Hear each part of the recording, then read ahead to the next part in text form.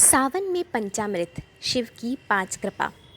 सावन में भगवान शिव को पंचामृत स्नान कराने का विशेष महत्व है। धार्मिक मान्यताएं हैं कि शिव को पंचामृत से स्नान कराने पर लोभ, मोह, अहंकार आदि पंच विकारों का नाश होता है। साथ ही भक्त की सभी मनोकामनाएं पूर्ण होती हैं। मन के 5 विकार काम, क्रोध, लोभ, मोह और अहंकार द्वारा मनुष्य दुख पाता है। पूजा तभी सफल होती है जब मन के विकारों से व्यक्ति मुक्त हो जाए और निर्मल मन से ईश्वर की आराधना करे। मन को निर्मल करने के लिए प्रत्येक पूजा में पंचामृत का उपयोग करने की सलाह दी गई है। शिवलिंग और अन्य देव मूर्तियों को स्नान कराने से लेकर प्रसाद के रूप में पंचामृत ग्रहण करने की परंपरा है। ज्योतिष शास्त्र के अनुसार चंद्रमा का संबंध मानव मन और सफ़ेद वस्तुओं से है। पंचामृत में दूध, दही, शक्कर आदि सफ़ेद वस्तुएं चंद्रमा का प्रतिनिधित्व करती हैं। जब चंद्र प्रधान दूध, दही इत्यादि से भगवान शिव को स्नान कराया जाता है तो व्यक्ति के मन की नकारात्मक ऊर्जा समाप्त हो जाती है। इसीलिए सावन के महीने में रुद्राभिषेक का विशेष महत्व है। मन निर्मल हो जाने पर भगवान शिव की कृपा भक्तों पर होती है। अगर भक्त सच्चे मन से शिव की उपासना करता है तो उसे उस भक्ति का लाभ ज़रूर मिलता है। सृष्टि की रचना करते समय ईश्वर ने अपने संपूर्ण अंश में से 5 तत्वों को मिलाकर मानव शरीर की रचना की। इसीलिए सुख शांति से जीवन निर्वाह करने के लिए मनुष्य को पंच तत्व के समन्वय की आवश्यकता पड़ती है।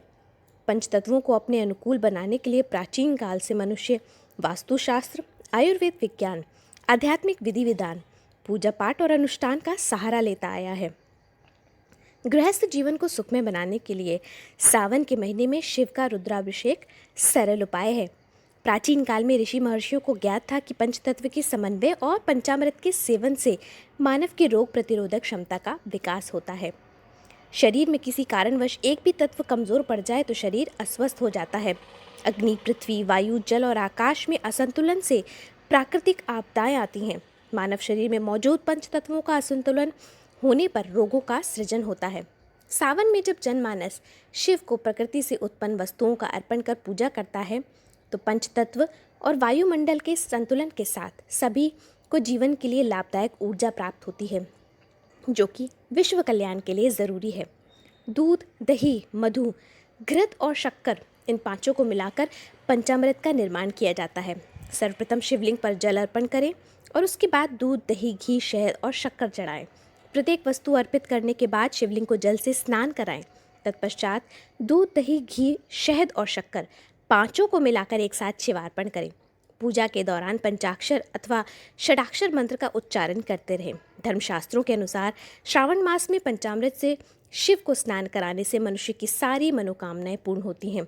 धन संपदा के लिए पंचामृत स्नान, संतान प्राप्ति के लिए गाय के दुग्ध से अभिषेक, भवन, वाहन और ऐश्वर्य के लिए दही से, धन प्राप्ति के साथ कष्ट निवारण के लिए शहद से, रोगों के शमन, कल्याण और मोक्ष प्राप्ति हेतु घी से तथा बौद्धिक क्षमता बढ़ाने तथा सर्व कल्याण के लिए शक्कर मिश्रित जल से अभिषेक करना चाहिए।